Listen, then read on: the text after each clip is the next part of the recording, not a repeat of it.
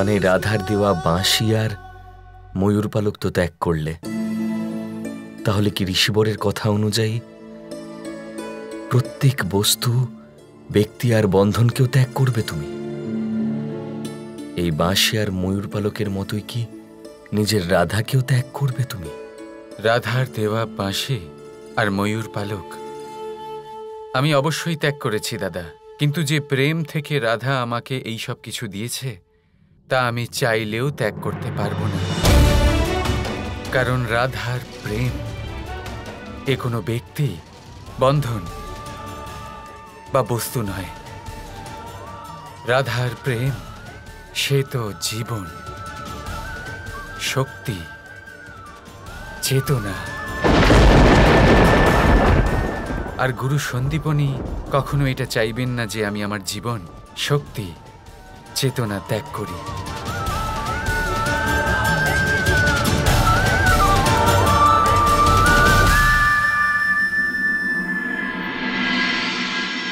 কি বলেছিলে তুমি? আমার পুত্র প্রধান হওয়ার যোগ্য নয়? কিন্তু তুমি এটা কি করে ভুলে গেলে রাধা? আমি জটিলা, আর আমি আমার পুত্রকে বর্ষণার প্রধান বানিয়ে ছাড়ব।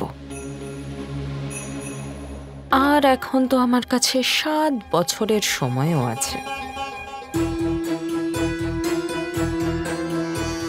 আসলে নন্দবাবা ফিরেছেন মথুরা থেকে, বলছিলেন কৃষ্ণ সন্দীপনী ঋষির আশ্রমে যাচ্ছে। আর জানেন মা, বলছিলেন ওখানে শিক্ষা গ্রহণ করার জন্য কম করে 7 বছর ওখানেই থাকবে, আর ফিরবে না। তাই আমাদের উদ্দেশ্য পূরণের পথে আর কোনো বাধা নেই। না কৃষ্ণ আছে, না বলরাম আছে। আর রাধা, তুমি তো প্রধান এমনিতেও হতে চাও না। তাই আয়ানের কোনো বিরোধী আর অবশিষ্ট থাকবে না।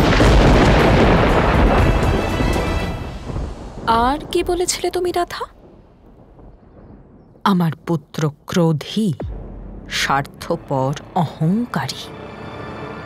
যাই হোক না কেন সে রাধা, বর্ষণার প্রধান তো আমার পুত্রই হবে।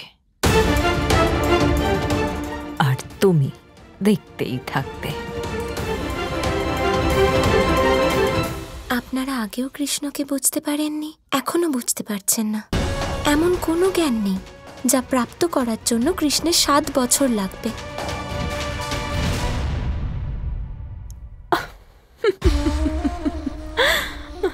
ঋষি সন্দীপনীর পাঠ্যক্রমের বিষয় কোনো জ্ঞান আছে তোমার?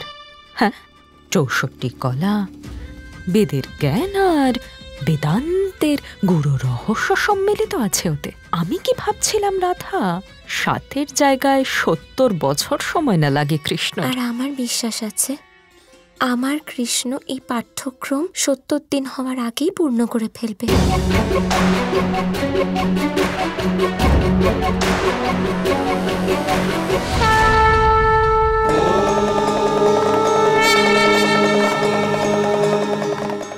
ওম ভূর্ভুবস্সঃ তৎসবিতুর্বরেণ্যং ভর্গো দেবস্য ধীমহি ধিয়ো यो নঃ প্রচোদয়াৎ।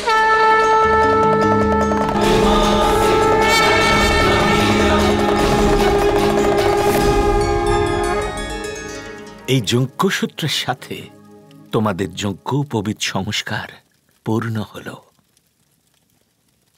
এবার কোনো গৃহস্থের থেকে ভিক্ষা নাও ও সংকল্প গ্রহণ করো।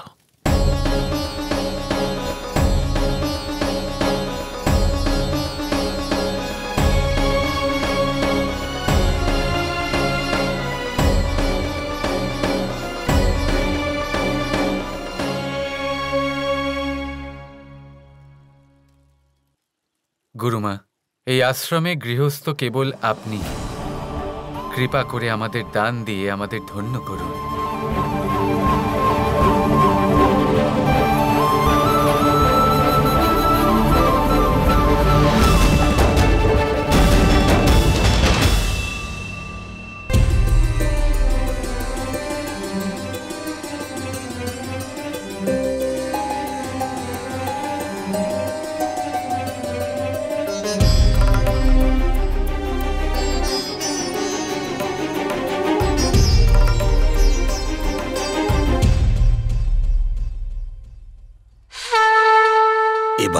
সংকল্প নিতে হবে যে আগামী 7 বছর তুমি নিজের গুরুর প্রতি সম্পূর্ণরূপে সমর্পিত থাকবে। 7 বছর? আমাদের এত বেশি সময় আদৌ লাগবে নাকি? গুরুবর, আমরা এরকম সংকল্প নিতে পারবো না।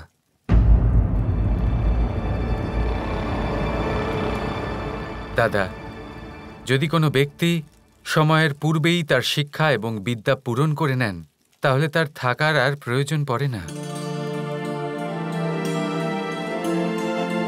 আমি কি উচিত কথা বললাম গুরুদেব? অবশ্যই কৃষ্ণ, যদি তুমি 7 বছরের মধ্যেই জ্ঞান অর্জন করে নাও, তাহলে তুমি নিঃসন্দেহে এই আশ্রম থেকে যেতেই পারো। আমি প্রতিজ্ঞা করলাম যে আমি আমার জীবনের আগামী 7 বছর আপনাকে সমর্পণ করলাম গুরুদেব।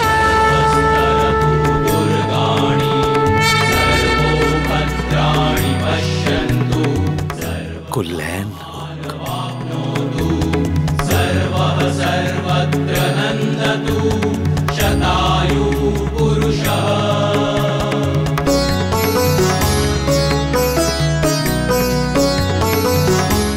কাল সকাল থেকেই তোমাদের শিক্ষা আরম্ভ হবে।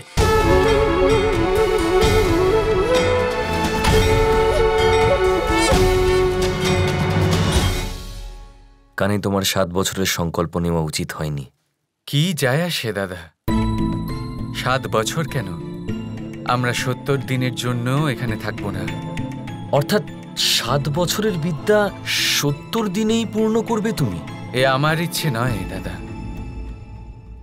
এ হলো রাধার বিশ্বাস, যা পূরণ করা আমার ধর্ম।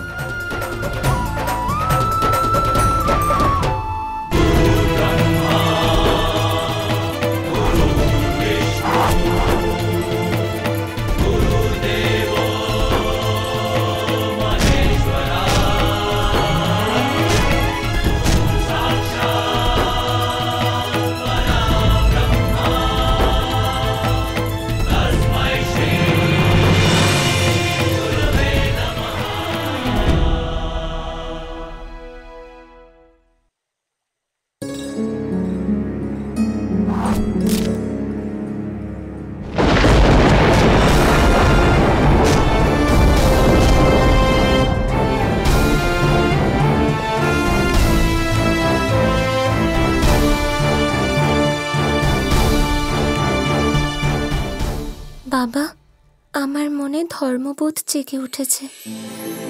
আমি বেদ পড়তে চাই। দুঃসাহস দেখুন ওর। একজন নারী হয়ে বেদ পাঠ করতে চাও তুমি? মা, এক স্ত্রী যদি জীবনকে জন্ম দিতে পারে, তাহলে জীবনের জ্ঞান বেদ পাঠ করতে পারে না? অবশ্যই করতে পারো। এসো আমার সাথে।